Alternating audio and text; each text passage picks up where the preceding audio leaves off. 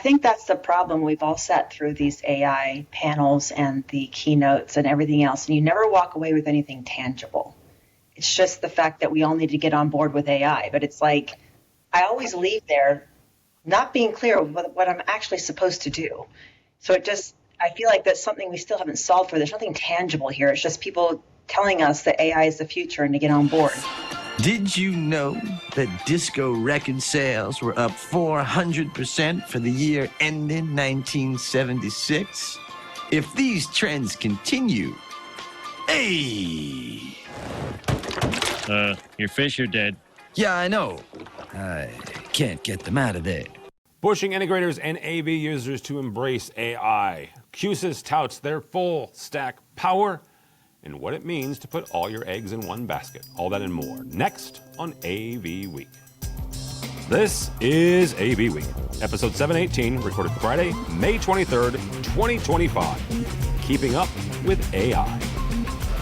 This is AV Week, your source for the latest stories shaping the world of AV. My name is Tim Albright, your host. Here's what's making headlines this week in Pro AV. Sonance acquires Blaze Audio. We begin with the merger and acquisition news. Sonance has officially acquired Blaze Audio, a Denmark-based pro audio manufacturer known for its commercial amplifier solutions. The move signals Sonance's deepening commitment to the professional audio space, complementing its residential legacy with scalable, global, commercial offerings. With Blaze's engineering now in the fold, Sonance is positioned to bring new amplifier solutions to the market. Google changes Starline's name to Beam and unveils it to the world. They are trying to change how we think about virtual presence. At Google I/O, they unveiled quote-unquote Project Beam, a follow-up to the once-hyped Project Starline. Beam promises 3D video calling using off-the-shelf depth sensors and AI to create a lifelike experience. And yes, Google says the version is cheaper, smaller, and heading to office environments soon in partnership with HP.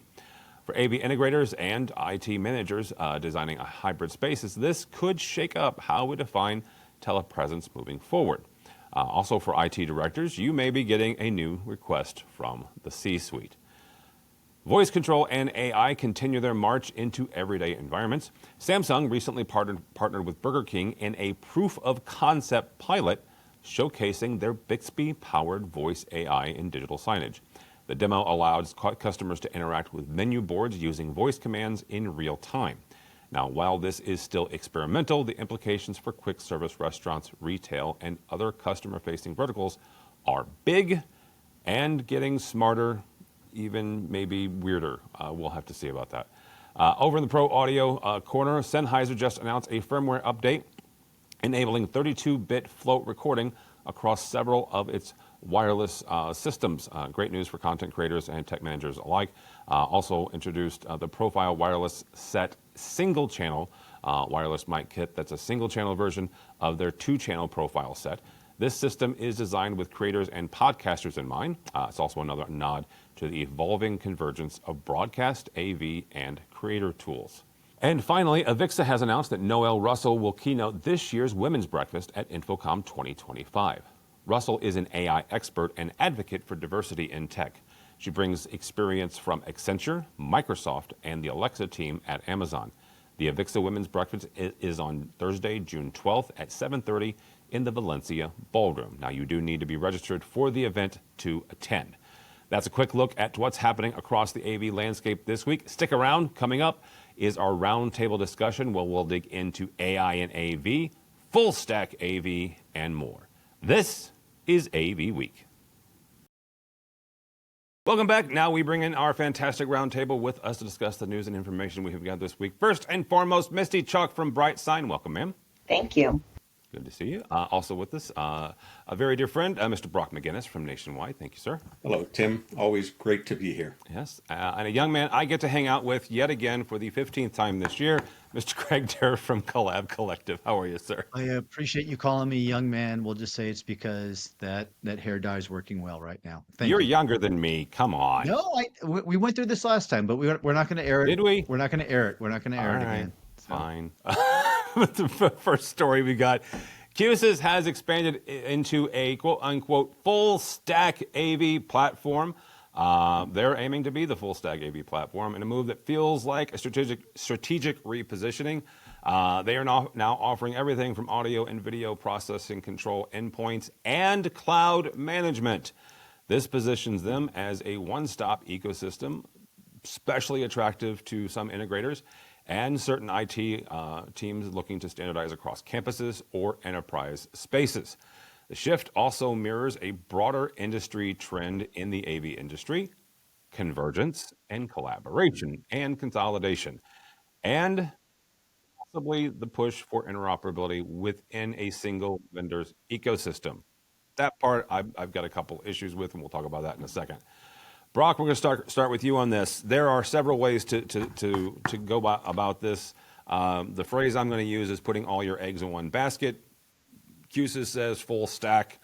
What does this look like when it comes to working with IT and AV users when it comes to putting in a solution that is a full stack solution and depending on one company and one vendor? I think from an integrator's perspective, it's really handy, Tim. Okay. You're writing one purchase order. You're dealing in one programming language.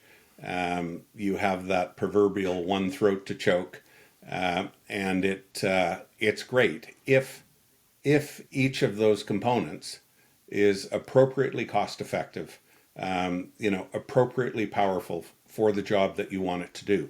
And I don't look at what QSYS is announcing now really as anything new. I think they've been doing this for a long time.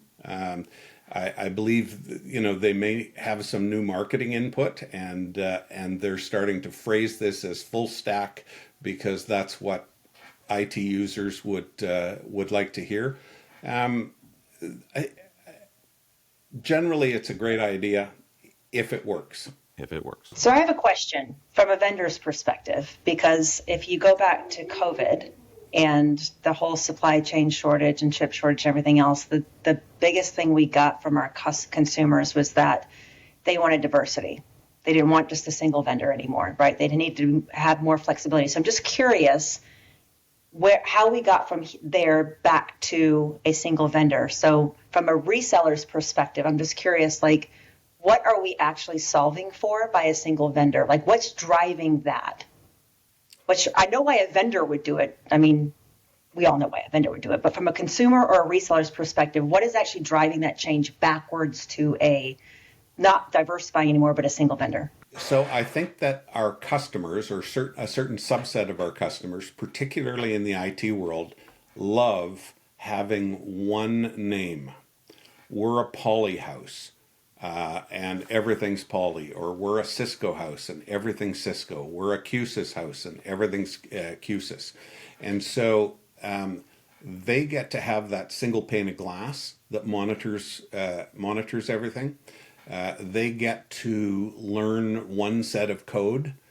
They become an important customer because they're bundling all of their purchases with one manufacturer. So they get invited to the dinners, they get all the update notices direct. You smile, Misty, but I love the dinner invites, don't get me wrong. when I think about how customers think, because we're asked as an integrator all the time, well, yeah, can you give us that, but we'd like Jabra cameras because we really like Jabra, or some other brand. I'm not saying I necessarily agree with it, but I do find as consumers that it's kind of natural behavior, and they don't remember 3 years ago. There's a part where, for me, I want to take a step back. It was actually at Infocom last year that Joe Fan stood on stage at their keynote that they were doing at Infocom and used that term full stack AV. And then we're seeing what took place at their Activate event, which was the online launch event of this product that they talked about and updated here. And you're right. I think what they were doing is they were shoring up some existing parts of their portfolio. They did their core, which is our hardware elements as well too. They released some features around Vision Suite, which I personally love, which is the automated intelligent camera room systems. They updated Reflex, which is their management platform, and then they did something with designer software. So I think they level set a lot of this stuff into being equally important and equally weighted, where cleaning up the portfolio is probably too limiting of a phrase. So I think it's value brought there. One of the interesting things, going back to this conversation, Misty, you and Brock are having about a single source of truth, what they're doing, don't lose sight that they're also part of a larger company now called Acuity. And Acuity leans into building management systems or BMS. So for certain enterprises that can start having fully integrated insights into their building and leverage what's taking place in their conference room eventually, that's part of the vision I think they were selling too. And again, you have the debate, one throat to choke or not. But if I'm already looking at Acuities, I forget the name of their platform, how I'm managing my light, my energies, and my efficiency, and I can then pull in some data that I have from my conference rooms and my usage and things like that, there's consolidated value for certain customers. My whole existence within digital signage is about our ecosystem, right? It's important to us, all the various partners, because we recognize that we can't do all things. You just can't. You excel at certain things, and understanding and realizing your own limitations is important. But I feel like what's actually driving that then is really, and listening to both what Brock and Craig have said, like it's the management, right? That's what they want. Consistency is in the management of all their devices, but there's so many different opportunities and ways to do that where you don't have to go with a single vendor. So I just feel like that's actually what people are solving for, is the management of all of their devices, which I think is where this is going. Just my personal opinion. I'm going to hit on that for a second, Misty. But first, Craig, you said something there about Acuity. How much do you think of this level set, let's call it, right? Because you're right, Joe did kind of set the stage, no pun intended, last year at Infocom talking about full stack, and then the announcement last fall, right? So that speech, that talk that Joe Pham gave was ahead of that. Now, none of us know how long those talks were in happening. Joe could have been in the middle of those talks already, or they could have started in July. Who knows, right? And I don't know that any of us will ever know. But then the acquisition did happen, and you're right. Acuity is, if nothing else, is a full building management system, whether it's lighting, shades, energy consumption. How much of that acquisition do you think drove this level set? This statement, Yeah. their positioning. I think they were already working on it. If you ask me, I think it was part of their value that they probably positioned themselves to Acuity as a potential acquiree of Acuity, acquirer. Right? Get my acronym, my whatever. This isn't an English podcast, It is is not, this? thank Because goodness. me don't speak well sometimes. Okay, I want to make sure. Okay. I think it was something they're already working on. And again, like I said, so I'm looking at the press release right now because what they announced that with their Activate event, which was the products. These are existing products they had, but I think it was getting them to where they performed in this new environment where people want to have a lot more information flow from device to management to cloud that might connect somewhere else. And I think they really shored up a lot of that. And if I look across the board at other competitive sets, I'm not sure other products can say they do that as well yet. Crestron does a lot of device management. XIO is a great tool for within the Crestron ecosystems. I'm not sure what it's like sharing data outside of that for other areas as well too. I'm not sure to what level QSys in their designer software or the QSC, QSys here, the QSys brand. What new data they're pulling up from Reflex. Everyone's talking about environmental centers. Like my video devices can tell me what the carbon dioxide levels are in my room and things like that too. It's a direction the market's going. People are looking for more visibility, I think, in a vertical stack. I don't know. I feel like I'd love to hear what Brock and Misty have to say in response to that. Well, I am going to ask that for both of them because the one thing that Misty brought up, the management side, and Craig, you mentioned XIO Cloud. There are, if there's a control platform out there, they have a management platform, right? Just kind of period into sentence. I'm certain that there's one or two that don't. but they also all have APIs to get into other management platforms. One that I've been kind of watching here recently is ServiceNow. ServiceNow is not an unknown entity. ServiceNow is in darn near every Fortune 500, and every Fortune 500 IT department has some sort of instance. So they're looking from an IT department. Again, this is some of the stuff that I'm seeing, pulling in other people's APIs to give it to them, the information on ServiceNow or another one pane of glass, to use another overly used term. Brock, Misty, are you seeing that, or are you seeing them stick with strictly the AV management sides? I think they're coming at this as somebody who's chasing the tail of the industry, to tell you the truth. Okay. The management platform, I mean, the killer app is unified communications. And it's Cisco's glass, or it's Logitech's glass, or it's HP Poly's glass. And so QSys is our hardware endpoints for rooms. They're providing audio and video that supports whatever the Teams or Zoom is doing, and that's that's kind of the weak point in this full stack, is that they're not providing unified communication. Whereas Crestron, of course, has their Flex system, and their Flex system ties into their control product and their monitoring product, and their audio products, although they don't have the depth of DSP resources that QSys has, but they're, to me, way ahead in that space, in that stack space, supporting what the enterprise really cares about, which is UC. Misty? I'm looking at it from a different perspective, obviously, because I'm in a little bit of a different world. But I do think that, I see the benefit of a company like ServiceNow, because again, what I see from my perspective is what consumers are looking for is that unified management of all of their connected devices. That's the problem that they're solving for, which is why you see different coalitions coming out with the open APIs over cloud and over AI and all of that, is because what are we trying to do? We're trying to manage conference rooms and all the things that are in there that are connected and within a single platform. So again, I'm not looking at it from I don't look at it from the full stack perspective of whether or not I should go with one vendor. I think that depends on the end user. It depends on the consumer. It depends on what size company I'm at. Like if I'm a smaller company, I think it totally makes sense.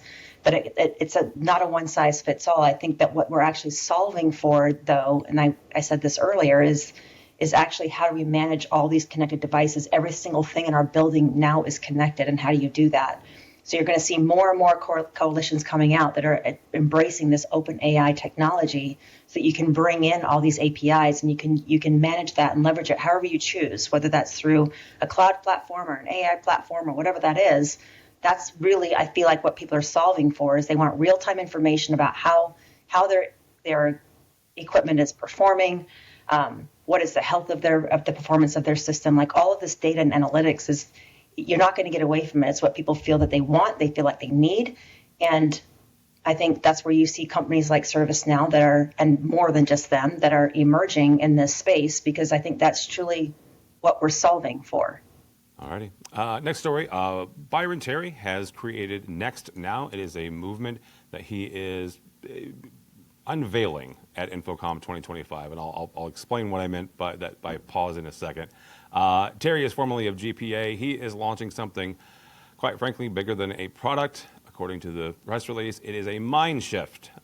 Next Now is debuting at InfoComm 2025, sort of, kind of. It is a call for the AV industry to evolve its value proposition in an AI era. Now, here's the pause. Full disclosure, I was a part of the initial think tank at ISE, as was Steve Durkee from Brightsign. It was a great experience. It was an all-day event, and really smart people, and then me, was in that room, and I learned an awful lot sitting around there. And in the last 3 or 4 months, that team, the Next Now team, has really kind of come together and demonstrated this call to action where, they're looking to, quite frankly, push the industry. Not just manufacturers, and there were manufacturers in that room, but designers and integrators seeing how they can use AI in different areas. Terry's message to the industry is, quote unquote, integrators must move from transactional AV to strategic partnerships, something we've talked about here once or twice. And quite frankly, he's looking to facilitate a rapid tech change beyond just spreadsheets and Word docs. Misty, I'm going to start with you for no other reason because, like I mentioned, Steve was in that room with me at the Well, end. I wasn't. I didn't say you were, but it's a connection, right? And All Brightside right. is I guess I should have leveraging talked AI. to Steve before this podcast. Well, but you guys are doing AI, right? You're leveraging AI in a couple of your different platforms. So where do you see either the industry as a whole, whether that's competitive manufacturers, partner manufacturers, or the integrators themselves digging into AI for their business or for their product? My gosh, it's everywhere. And I would venture to say that since your think tank in January or February, whenever that was, it's completely different now. Like what you could do then in February versus what you can do now, it changes every 3 weeks, it feels like, which I think is the hardest part of AI is how do you keep up on it? And I feel like we always ask these open-ended questions that never really get answered because it's like, how are people using it? How should they use it? Like that's the problem with AI is like I guess you're only limited by your imagination or your prompts because it is endless. So how we use it at Brightsign, we use it in lots of different ways. I think how it's going to influence digital signage, we've already seen that. We've already seen it with the data and the analytics, which is something that's super trending. I think everybody across all of AV is talking about experiences, right? And the experiential side of what we do, because that's what it is now. That's what's driving innovation of business now is the experience side of it. And AI can play a big role in that because prior to that, you'd have to have somebody with a specific skill set. But now even I can go in and do a prompt and I can create content and I can do programming and do all sorts of things. But I feel like this conversation is interesting to me because it always just feels so open-ended. Do you think that's because of the evolutionary nature of this technology? Like, I think you're right. Where what's happened since February up until now, several iterations of various LLMs, several iterations of different platforms. Do you think it's the fact that it just keeps evolving, and so there's nothing to stick a flag in and say, oh, this is AI now, or do you think it's something else? I think it's a combination. I think that's part of it. Is it's like I thought I had a handle on some things. I started using it for my email and doing some PowerPoints, and I thought I was really doing something. And it's like, and it just keeps evolving. It's like it feels like you can never catch up. And it seems like we don't do a good enough job of really educating people on how to get started and how to use it. Like people, it's just overwhelming, and it just keeps snowballing. And so it's like you don't ever feel like you really fully have a handle on it. And so, I mean, even like I said, we've got some things going on with our product with AI with an NPU. So we open it up for our partners in order for them to leverage AI. And even since we announced this in February, it's completely different. And it's May.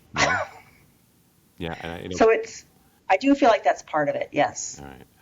Craig, where do you see, the AI and AV conversation? I'm not even going to give you the next year, but the next 6 months. Right to the end of the year, because Misty's right. It's drastically evolved since this ISE think tank. It's a sticky wicket here, right?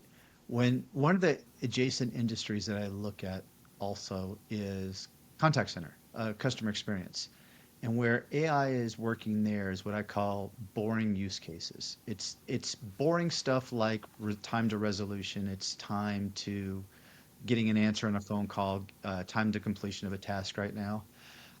I don't know where it is, but I would love to see that's where it moves to in the pro AV side of the industry as well too. Because once you get those proof points, those like Misty's saying, that I see that it's working. It's not just hype, and it's something that's delivering some interesting value, although it might be a boring small use case. I think it's helpful. Video manufacturers, video conferencing manufacturers have leaned into intelligent video and audio. Calling now, some people say that maybe there's a branding exercise going from intelligent to AI in the last 24 months, just rebranding it, kind of the marketing exercise. But those are use cases that actually apply. God, it's a tough question. I would love to see AI take place in an experience like video conferencing, and start becoming more intuitive and adjusting to my individual use cases where I am in the room. Um, right now, everything's algorithmic. It's firmware, update it, push down to the device. It's got some great, powerful learnings that were driven by AI. I'd love to see that take place almost real time, near term. Yeah, I think I don't think you'll have long to wait for that. Let me just put it that way. I don't know anything. I'm just, again, reading tea leaves and seeing what's happened in the last 4 or 5 months. Brock, from an integrator standpoint, number one, what do you want out of AI? And nothing is a fine answer. But what also are you seeing coming down the pipeline from manufacturers? We're machine dependent and software dependent, right? In pretty much everything that we do. The machines are getting better and they're going to get less expensive because AI is going to impact the product development and manufacturing. And to me, that's exactly the realm that it should live in. It's machine versus machine and an improvement on that level. So if a camera can focus in on me better, if a microphone can enhance my voice better, if the environment that I'm in can be modified through intelligent learning, because AI is based on data sets. The more data that it collects, the smarter it's going to get, and the more that it likes how we like things, the more it's going to make things likable. But in the end, we're in a people-to-people business. What the audiovisual industry does is enhances communication, right? We equip people and spaces to entertain, to educate, to communicate. And AI isn't going to, it's going to impact the machines, but it's not going to impact the human element of that. And I have no idea what Next is about. I couldn't get from any of the information where exactly Byron is thinking that the industry should be better or could benefit from an increased focus on AI. Our focus is I think still going to be people, and then better equipment that will better enable people to connect. Well, you're never going to get rid of the people because AI lies. And AI You're makes only as good as your prompt. AI makes big mistakes. They do. It takes you 5 minutes to figure that out, and I'm getting AI Google searches now on subjects that I know a fair bit about, that are just complete and utter nonsense, right? You know what the funny thing is about this is, in the beginning, whoever the technologists were that created it, they wanted to kind of soften that. So what did they say? Well, the AI is hallucinating. It's just having a bad day. It's not working. They didn't say what you're saying, Brock, which is it's wrong. It's just call it. It's accessing the wrong data points, right? Yep. And so, the AI advocate would say, you didn't instruct it properly. Give it better instructions so that it accesses better data or the right data. By the time I do that, I can find the answer myself. Thank you very much. Oh goodness, I am slightly more bullish than Brock, but I do have a fair amount of lying, hallucinating, or just being dead wrong, however you want to put that. So. Well, there is a survey out there. Y'all should look it up. And it talks about whether or not you're nice in your prompt. Like if you're kind in your prompt to AI, you get a different response than if you're not. It actually matters. So say please and thank you. I'm from the Midwest, dude. I say please and thank you to everything, including my AI. I'm just going to point that out there. I don't care how many millions it costs ChatGPT. So, all right. It'll be interesting, Tim, to see how this evolves. Yeah. I am looking forward. Mr. Terry is a very bright person and accesses some great resources within the industry, and and um, and and I'm waiting. I'm waiting to be to be led down a path that I think has an improvement at the end of it. I think that's the problem. We've all sat through these AI panels and the keynotes and everything else, and you never walk away with anything tangible.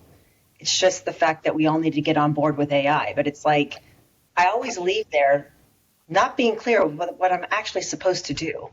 So I feel like that's something we still haven't solved for. There's nothing tangible here. It's just people telling us that AI is the future and to get on board. So I'm going to pull something from an interview I did with Joe Pham a year and a half ago. Because I'm with you. I was with you, Misty, because Joe has been. I mean, I would not be surprised if Joe Pham's been working with AI for 10 years, right? He's just one of those types of plugged-in people. I said, okay, you've said some really cool things. You're saying we need to get on board. How do I do that, right? I don't know exactly, and maybe Mitchell can pull the clip. And he said, just start. Now, I understand the simplicity of that, and We're past the just start, though. We're past using it as a search engine or to write your emails. Yes, we are. But if you haven't started, then that is the first step, right? Is to, I don't care which one you choose, whether that gives you hallucinations like Brock or not, or it's wrong or whatever.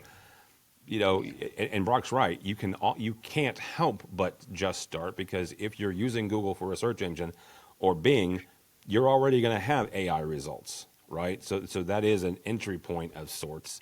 But just go on ChatGPT and type in, I don't know, give me a recipe for strawberry shortcake or something, and see what kind of weird things it comes up with. So I want the next step, I guess. I've started. Now what? now what? Well, that's a fair question, right? I do it for research all the time. Now what? Now what? Well, yes, so this probably comes back to your original question, Tim. What should we expect as the outcome from this next organization? Yeah. It sounds like, I mean, even as we talk about it, that we are trying to find out what the tangible, meaningful path is going forward. What are the next steps to make it of value to me or my company or my customers? Yeah. And I think that's part of that. It's like I said, my point of view is I think if we keep solving small, boring AI situations, I think that's great. I think shavings make a pile. And if it can make my distributors, my integrators, my customers all perform better, I think it's a good thing. Yeah, I like it. I like it.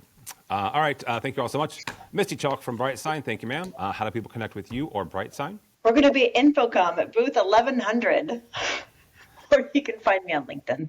All righty. Very good. Mr. McGinnis, always good to see you, sir. I am at nationwideav.com. I am on LinkedIn, and every 6 weeks or so, I seem to be here. You do, and I appreciate it. Just keep tuning in. Like magic. Mr. Durr, I appreciate your time, sir. How do people connect with you, and how do they see you? Because you're all over the place at Infocom. I am all over. Well, fortunate. I have a couple of panels. I'll plug those if I can at Infocom. Yep. We're going to do one where we're trying to demystify multi-camera use cases in high-impact rooms. And the other one we're going to be talking about, you ready for it? AI throughout the office. Shocked I am. But that's a great panel. I have Microsoft, I'll have Zoom, I'll have WebEx, I'll even have QSC on that panel as well, too. All trying to talk about and maybe answer some of these questions that we posed here. All right, very good. For me, for Tim Albright, don't follow me anywhere. If you're interested in what I write that has nothing to do with AV, you can follow me on LinkedIn. If you don't, then that's fine too. But go by the website, AVNation.tv. That's AVNation.tv. You will find this program and a host of others. Mitchell has been very hard at work this week. We've got a brand new Ed Tech where host Aaron May Moran discusses facilities versus AV management, which was a fascinating discussion and argument, I guess. E-commerce, and then quite frankly, preparing for Infocom 2025. Speaking of the big show, the 11th through the 13th of June, we've already started our previews. AVNation is going. You can find all of our coverage at avnation.tv/IC25. You can also register for our event, AVNation Access, which is the 11th of June, that Wednesday, from 4 to 6 o'clock. So you can check all that out and more at AVNation.tv. That's AVNation.tv. Thanks so much for listening. Thank you so much for watching. That's all the time we have for AV Week. The network for the AV industry. What are you listening to? This This is AV. This is AV Nation. This is AV Nation.